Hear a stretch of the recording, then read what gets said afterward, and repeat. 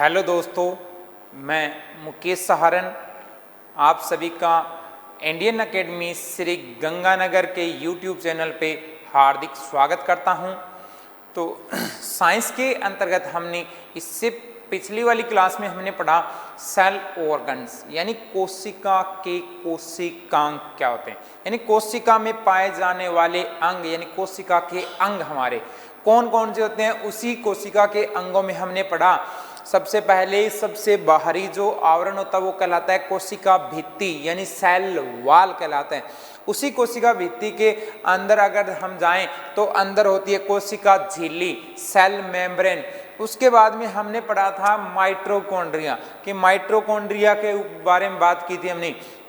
Mitochondria में हमने काफी कुछ बातें की थी कि माइटोकॉन्ड्रिया दोहरी झिल्ली युक्त होता है। लो कौन सा माइटोकॉन्ड्रिया, किस पे बात की थी हमने, माइटोकॉन्ड्रिया।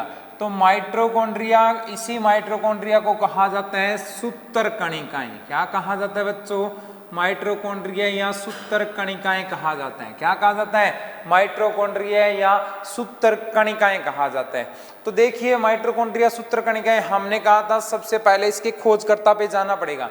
तो माइटोकॉन्ड्रिया की जो खोज की थी उस पे 3 वैज्ञानिक हमें पढ़ने पड़ेंगे।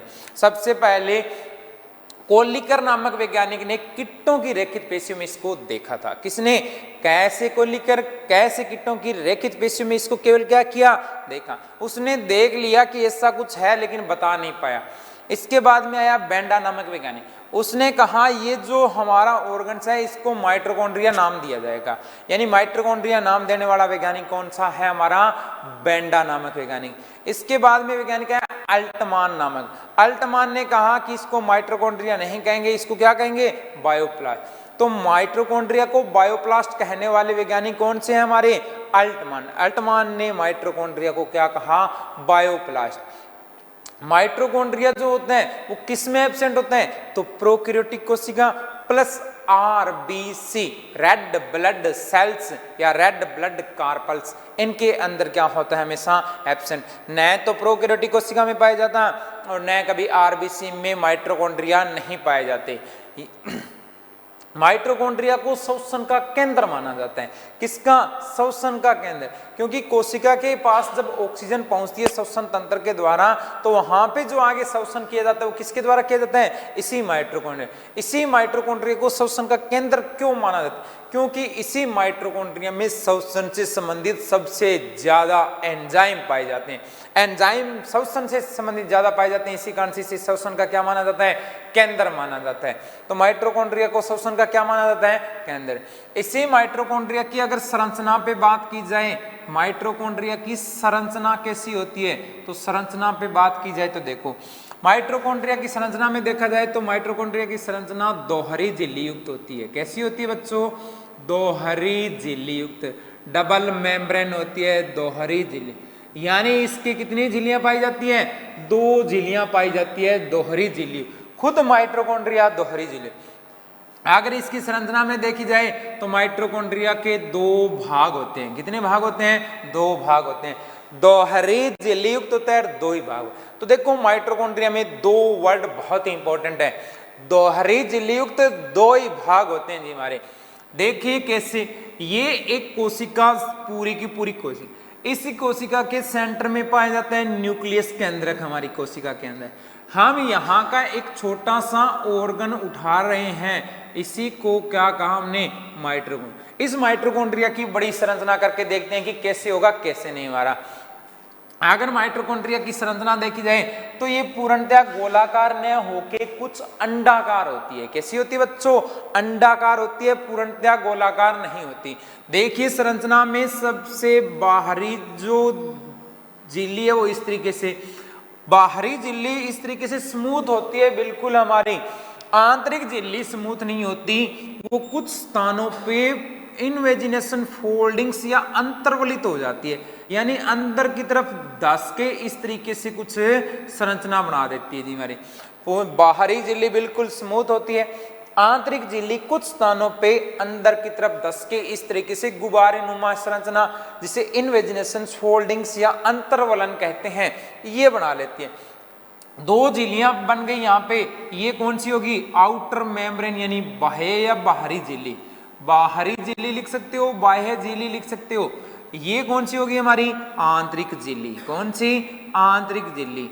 एक होती है बाहर होती है वो बाहरी झिल्ली, अंदर होती है वो आंतरिक झिल्ली, तभी नाम क्या पड़ा इसके, क्या कहते हैं हम, दोहरी झिल्ली युक्त होते हैं जी हमारे। इन झिल्लियों के बीच में जो स्थान होता है वो कहलाता है हमारा पेरी माइट्रोकॉन्ड्रियल अवकाश। कौन सा, पेरी माइट्रोकॉन्ड्रियल, कॉन्ड्रियल अवकाश कहते हैं। क्या कहते हैं बच्चों, पेरी माइट्रोकॉन्ड्रियल अवकाश कहा जाता है, स्पेस कहा जाता है, पेरी माइट्रोकॉन्ड्रियल स्पेस कहा जाता है, जो दोनों झिल्लियों के बीच में होता है जी हमारा। लो ये हमारे, अब माइट्रोकॉन्ड्रिया के दो भाग होते हैं, दो भाग देखते हैं कौन से।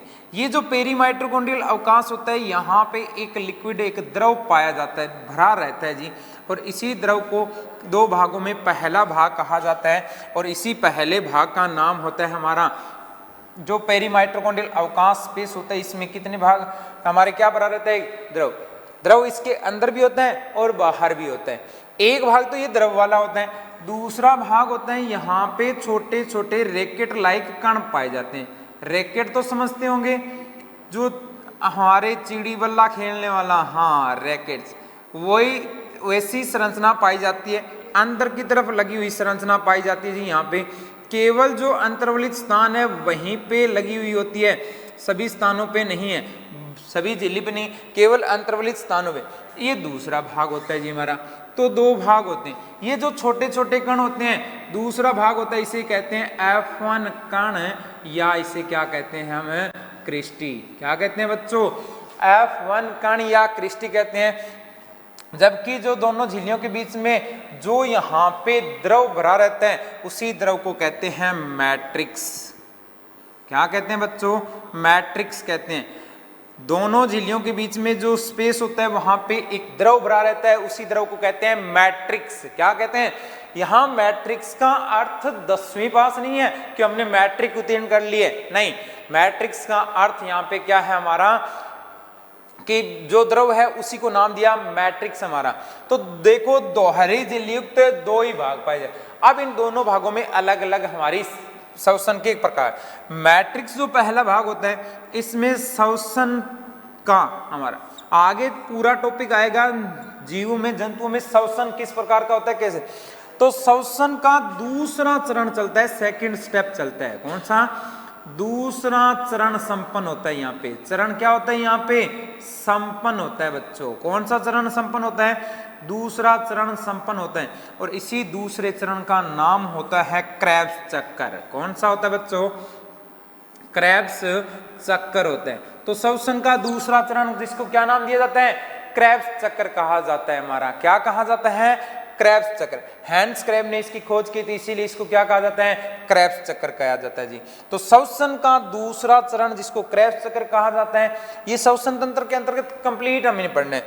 इसी क्रेब्स चक्कर में, क्रेब्स चक्कर के दौरान यहाँ पे हमें एटीपी के रूप में क्या मिलती है, ऊर्जा मिलती है। एटीपी के रूप में क्या मिलती है, ऊर्जा प्राप्त होती है। क्या प्राप्त होती है बच्चों, हमें ऊर्जा, एनर्जी प्राप्त होती है। किसके रूप में प्राप्त होती है, एटीपी, एडेनोसिन ट्राइफॉस्फेट, यानी ये फॉस्फेट के अणु होते हैं जो टूट के हमें ऊर्जा देते हैं। तो एटीपी, एडेनोसिन ट्राइफॉस्फेट अणु के रूप में हमें क्या प्राप्त होती है, ऊर्जा प्राप्त होती है। कहाँ पे प्राप्त होती है, इसी के अंदर। ये पूरा चरण संपन्न होता है, एक कंप्लीट रिएक्शन होती है इसके अंदर, और तभी जाके हमें एटीपी के रूप में क्या मिलती है, यहाँ पे एनर्जी, ऊर्जा का निर्माण होता है जी हमारा। यहाँ दूसरा चरण है, देखो पहला चरण जो संपन्न होता है वो होता है ग्लाइकोलाइसिस, जो चलता है कोशिका द्रव्य के अंदर। किसमें संपन्न होगा, कोशिका। जबकि इसके बाद का दूसरा चरण होता है उसको क्या कहते हैं, हमें क्रेब्स चक्कर कहते हैं। और वो क्रेब्स चक्कर कहाँ पे संपन्न होता है हमारा, इसी माइटोकॉन्ड्रिया के इंटरमोलिकुलर जो स्पेस होते हैं हमारे, यानी इंटर माइटोकॉन्ड्रियल स्पेस के अंतर्गत इसी स्थान पे पाए जाते हैं। इसके बाद में F1 कण या क्रिस्टी के अंदर यहाँ पर भी ये छोटे छोटे रैकेट लाइक कण पाए जाते हैं। यहाँ पे भी श्वसन के अनेक हमारे एंजाइम्स पाए जाते हैं। तो इस F1 कण या क्रिस्टी के अंदर श्वसन का तीसरा चरण चलता है। किसका, श्वसन का तीसरा चरण संपन्न होता है जी। तीसरा चरण स्टेप संपन्न होता है और तीसरे चरण स्टेप को संपन्न होता है जी यहाँ पे। और इसी तीसरे चरण को जो संपन्न होता है, स्टेप्स कंप्लीट होता है, इस तीसरे चरण का नाम होता है जी ETS। क्या होता है बच्चों? ETS, इलेक्ट्रॉन ट्रांसपोर्ट सिस्टम, यानी इसे क्या कहा जाता है? इलेक्ट्रॉन परिवहन तंत्र। क्या कहा जाता है? इलेक्ट्रॉन परिवहन तंत्र। परिवहन तंत्र जो इलेक्ट्रॉनों को ट्रांसफर करके, यहां पर भी हमें तीसरे चरण में भी हमें क्या मिलती है? ATP के रूप में ऊर्जा। ATP के रूप में क्या प्राप्त होती है? ऊर्जा प्राप्त होती है। क्या प्राप्त होती है बच्चों? ऊर्जा प्राप्त होती है। किसके रूप में प्राप्त होती है हमें ऊर्जा? ATP के रूप में। किसके रूप में?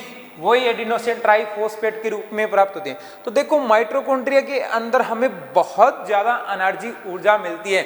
इसी कारण इस माइटोकॉन्ड्रिया को कहा जाता है कोशिका का शक्ति गृह। क्या कहा जाता है बच्चों? कोशिका का क्या कहा जाता है? शक्ति गृह कहा जाता है। पावर हाउस ऑफ सेल कहा जाता है। क्या कहा जाता है? पावर हाउस ऑफ सेल, कोशिका का शक्ति गृह कहा जाता है। अगर क्वेश्चन आ जाए कि माइटोकॉन्ड, कोशिका की ईंधन भट्टी कौन सी है? कोशिका की ईंधन भट्टी, ईंधन भट्टी कौन सी होती है? तो ईंधन भट्टी भी यही कहलाएगी हमारी। क्यों कहलाएगी? क्योंकि इससे क्या मिलती है? खूब सारी ऊर्जा, एनर्जी मिलती है। उसी ऊर्जा एनर्जी से हमारी सारी कोशिकाएं अपने फंक्शन कंप्लीट। देखो हमें कोई भी काम करना होता है, चाहे पढ़ना हो, चाहे सोना हो, कुछ भी काम करना, उसके लिए हमें एनर्जी की आवश्यकता होती है। और वो एनर्जी कहाँ से होती है? श्वसन के द्वारा। माइटोकॉन्ड्रिया में जब श्वसन होता है तो उससे खूब सारी क्या मिलती है हमें? एनर्जी। और उसी एनर्जी से हमारे हर एक कार्य संपन्न होते हैं। तो दोनों चरण जब संपन्न होंगे तो हमारे इसी इंटरमाइटोकॉन्ड्रियल स्पेस के अंदर श्वसन का दूसरा चरण, जिसे कहते हैं क्रेब्स चक्र, जब हम श्वसन तंत्र पढ़ेंगे तो इसी क्रेब्स चक्र के कई नाम आएंगे। हैंस क्रेब ने खोज की थी, इसलिए इसे क्रेब्स चक्र कहते हैं। ATP का निर्माण होता है, ऊर्जा का निर्माण होता है। F1 कण क्रिस्टी के अंदर भी ये जो छोटे रैकेट लाइक संरचना होती है, यहाँ भी ऑक्सीसोम्स वर्णक पाए जाते हैं, कण पाए जाते हैं जो कि एंजाइम्स युक्त होते हैं। यहाँ पर भी ऊर्जा के रूप में। तो देखिए माइटोकॉन्ड्रिया के अंदर खूब सारी ऊर्जा प्राप्त होती है। इसी कारण से इसको क्या कहा जाता है? कोशिका का शक्ति गृह, पावर हाउस ऑफ सेल, या कोशिका का बिजली घर भी कहा जाता है। कोशिका की ईंधन भट्टी भी कहा जाता है। इसी को क्या कह सकते हैं? कोशिका का बिजली घर। क्या कहते हैं बच्चों? कोशिका का बिजली घर, पावर हाउस ऑफ सेल इसी को कहा जाता है, क्योंकि बिजली घर को क्या कहा जाता है? Power house. तो यहाँ खूब सारी एनर्जी प्राप्त होती है जी। इसी माइटोकॉन्ड्रिया के अंतर्गत हमारे 70 प्रकार के क्या पाए जाते हैं? राइबोसोम। इसी माइटोकॉन्ड्रिया में क्या पाए जाते हैं जी? 70 प्रकार के क्या पाए जाते हैं? प्रकार के राइबोसोम पाए जाते हैं। क्या पाए जाते हैं बच्चों? 70 प्रकार के राइबोसोम पाए जाते हैं। कैसे? 70। और राइबोसोम का काम हमने कुछ पहले पढ़ा था जी, इससे पहली क्लास में पढ़ा था कि राइबोसोम का काम होता है प्रोटीन का निर्माण करना। क्या करना बच्चों? प्रोटीन संश्लेषण का काम होता है, प्रोटीन संश्लेषण। तो देखिए 70 प्रकार के राइबोसोम प्रोकैरियोटिक कोशिका में होते हैं। हमारी कोशिका में कितने होंगे? 80 होंगे। कोशिका के अंदर 80 प्रकार के राइबोसोम है, परंतु माइटोकॉन्ड्रिया में कितने प्रकार के राइबोसोम पाए जा रहे हैं? 70 प्रकार के राइबोसोम पाए जा रहे हैं। ये क्या करते हैं? प्रोटीन का। इसी माइटोकॉन्ड्रिया के अंतर्गत अंदर हमारे अपूर्ण विकसित DNA पाए जाते हैं। क्या होता है यहाँ पे? अपूर्ण DNA या गोलाकार DNA कह सकते हो। गोलाकार DNA या अपूर्ण विकसित। गोलाकार वर्तुल लिख सकते हो, गोलाकार लिख सकते हो। इस तरीके से हमारे DNA पाए। गोलाकार DNA लिख लो, वर्तुल DNA लिख सकते हैं। वर्तुल DNA जो कि अस्पष्ट होता है, पूर्ण विकसित नहीं होता, क्योंकि पूर्ण विकसित DNA कहाँ होता है? केंद्र में होता है, न्यूक्लियस में होता है। यहाँ पे क्या है? अपूर्ण विकसित केंद्रक पाया जाता है, DNA पाया जाता है। यहाँ पे DNA का काम होता है रेप्लिकेशन द्वारा हमारे एक पीढ़ी से दूसरी पीढ़ी में आनुवांशिक गुणों को लेके जाए। तो ये दो संरचनाओं के कारण से 70 प्रकार के राइबोसोम और वर्ताकार या गोलाकार DNA के कारण से इस माइटोकॉन्ड्रिया इन दोनों संरचनाओं के कारण से, दोनों संरचनाओं के कारण से जो पाई जाती है, संरचनाओं के कारण इस माइटोकॉन्ड्रिया को कहा जाता है अर्ध स्वायत्त कोशिकांग। क्या कहा जाता है बच्चों? अर्ध स्वायत्त कोशिकांग, हाफ ऑटोनोमस सिस्टम कहा जाता है जी, ऑर्गन्स कहा जाता है। क्या? अर्ध स्वायत्त यानी आधा स्वतंत्र हो जाते हैं। हाफ ऑटोनोमस ऑर्गन्स कहा जाता है इसको, किसको? हमारे माइटोकॉन्ड्रिया। क्योंकि देखिए ये एक प्रोकैरियोटिक कोशिका की तरह कार्य करने लग जाए। अगर क्वेश्चन आ जाए यूकैरियोटिक कोशिका के अंदर, बहुत ही इंपॉर्टेंट क्वेश्चन, यूकैरियोटिक यानी हमारी कोशिका के अंतर्गत यूकैरियोटिक कोशिका में वो कौन सा कोशिकांग होता है जो प्रोकैरियोटिक कोशिका के जैसा कार्य करता है? यूकैरियोटिक कोशिका में वो कौन सा कोशिकांग होता है जो प्रोकैरियोटिक कोशिका के जैसे कार्य करते हैं? तो आंसर क्या आएगा हमारा? माइटोकॉन्ड्रिया। क्योंकि माइटोकॉन्ड्रिया के अंतर्गत देखो 17 प्रकार के राइबोसोम और वर्ताकार या गोलाकार डीएनए पाए जाते हैं। वैसा ही डीएनए जैसा प्रोकैरियोटिक में था, वैसे ही राइबोसोम जैसे किसमें पाए जाते हैं? प्रोकैरियोटिक। इसलिए यूकैरियोटिक कोशिका के अंतर्गत हमारे प्रोकैरियोटिक कोशिका की तरह कार्य करने वाला संरचना कौन सी होती है? माइटोकॉन्ड्रिया होती है। तो 17 प्रकार के राइबोसोम और गोलाकार डीएनए के कारण से, इन दोनों संरचनाओं के कारण से हम इसको क्या कहते हैं? अर्ध स्वायत्त। अर्ध स्वायत्त का अर्थ होता है बच्चों आधा स्वतंत्र हो जाना। कैसे हो जाना? आधा स्वतंत्र। छोटा सा एग्जांपल बताता हूं कि आधा स्वतंत्र कैसे हो जाते हैं जी। आप अभी जो जॉब में नहीं है या जो छोटी जॉब पे या बड़ी जॉब है उनको नहीं कह रहे, जो अभी बिल्कुल बेरोजगार है, बेरोजगारों को देखो, मुझे तो पता है कि बेरोजगार जो होते हैं उनको अगर घर से एकेडमी तक, ट्यूशन सेंटर पे हमें एकेडमी तक जाना होता है तो हम पूर्णतः घर वालों पे डिपेंड होते हैं। घर वाले अगर हमें पेन के लिए 5 रुपए चाहिए तो वो 5 रुपए भी हमें घर वालों से लेने पड़ेंगे। अगर घर वाले कहते हैं कि भी नहीं है, आज पैसे है नहीं, तो हो सकता है हमें किसी साथी से मांगने पड़े। यानी हम पूर्णतः अभी किस पे डिपेंड है? घर वालों पे डिपेंड है। इसलिए हम पूर्णतः घर वालों पे डिपेंड है, स्वतंत्र नहीं है। अब आपने एकेडमी ज्वाइन कर ली, 5-7-10 दिन पढ़ने, उसके बाद में हम घर वालों पे डिपेंड है पूर्णतः। वो चाहेंगे उतना ही मैटर हमें देंगे, उतना ही पैसा हमें देंगे। अगर 5-10 दिन बाद आप कह दो कि हमें तो भाई अच्छी लग्जरी गाड़ी ला के दो तो ही हम एकेडमी जाएंगे, नहीं तो नहीं जाएंगे, तो क्या वो ला देंगे आपको? नहीं लाके। मेरी तरह हो सकता है कि घर वाले ये कह दें कि बेटा पढ़ना हो तो ठीक है, नहीं तो कोई बात नहीं, घर पे रह जाए, एक लग्जरी गाड़ी तो नहीं मिले। क्यों? क्योंकि हम अभी पूर्णतः उन्हीं पे डिपेंड है। परंतु अभी हम अर्ध स्वायत्त नहीं हुए, अभी हम क्या है? उनके अंतर्गत डिपेंड उन्हीं पे है। परंतु आप जो भी जॉब चाहते हो, जिस भी जॉब चाहते हो, उस जॉब में आपका सिलेक्शन हो जाए, साल 6-2 साल आप बाद में घर पे वापस आओगे, तो अब देखो आप स्वयं कमाने लग गए हो, कुछ खुद के फैसले कुछ हद तक आप अपने ले सकते हो। आप घर पे आओगे, आने के बाद में पापा क्या कहोगे कि हमें कुछ गाड़ी, छोटी बड़ी गाड़ी दिला दो। अगर आप छोटी गाड़ी की डिमांड करते हो, आपकी हैसियत से डिमांड करते हो, तो घर वाले कुछ तक हालांकि कुछ पहले मना करेंगे, लेकिन बाद में आपको वो ला के दे देंगे। लेकिन ये नहीं है कि हमारी हैसियत तो है 5,000 वाली गाड़ी की और हम 50,000 वाले की डिमांड कर दें, तो घर वाले अभी भी नहीं ला के देंगे। इसलिए हम अभी अर्ध स्वायत्त आधे स्वतंत्र हैं, कुछ हद तक अपनी चलाने, कुछ स्वतंत्र हो गए ना, तो इसलिए अर्ध स्वायत्त कोशिकांग कहलाता है, आधा स्वतंत्र होता है। छोटा सा एग्जांपल वो भी बता देता हूं कि जो अभी बेरोजगार लड़के हैं वो घर वालों को ये भी नहीं कह सकते कि मुझे वो पसंद है, अभी नहीं कह सकते, क्योंकि हम क्या है? बेरोजगार हैं, इसलिए घर वाले नहीं ला के देंगे। परंतु जॉब लग जाओ, जॉब लगने के बाद में आप ये कह सकते हो कि मुझे वो पसंद है। ये नहीं है कि डायरेक्ट उसको घर ले आओगे, वो घर वाले तब भी नहीं मानेंगे। वो होता है अर्ध स्वायत्त यानी आधे स्वतंत्र। इसलिए कहता हूं अच्छी तैयारी कीजिए, जॉब लगिए, जॉब लगने के बाद आधे स्वतंत्र हो जाओगे, जिंदगी के आधे फैसले तो आप लेने स्टार्ट कर दोगे। तो अर्ध स्वायत्त कोशिकांग होता है, ये होता है बच्चों हमारा कौन सा? माइटो। बहुत ही शानदार क्वेश्चन बनते हैं। देखो दोहरी झिल्ली युक्त 2 ही भाग पाए जाते हैं, 2 ही ऑर्गन पाए जाते हैं, 2 ही श्वसन के चरण संपन्न होते हैं। तो 2-2 पे बातें चलती है। ऐसी ही 2-2 पे बातें हरित लोक में पढ़ेंगे हम। किसमें? हरित लोक में भी 2-2 पे, जैसे माइटोकॉन्ड्रिया सेम इसी तरीके से 2-2 की बातें किसमें पढ़ेंगे हम? हरित लोक। तो देखिए माइटोकॉन्ड्रिया में दोहरी झिल्ली युक्त 2 ही भाग, 2 ही श्वसन के चरण और 2 ही क्या पाए जाते हैं, ऑर्गन्स पाए जाते हैं। इसमें कौन कौन से, 70 प्रकार के राइबोसोम और वर्तुल डीएनए या वर्ताकार डीएनए। तो इस तरीके से ये माइटोकॉन्ड्रिया के अंतर्गत सारे के सारे क्वेश्चन यहाँ कंप्लीट हो जाते हैं अपने।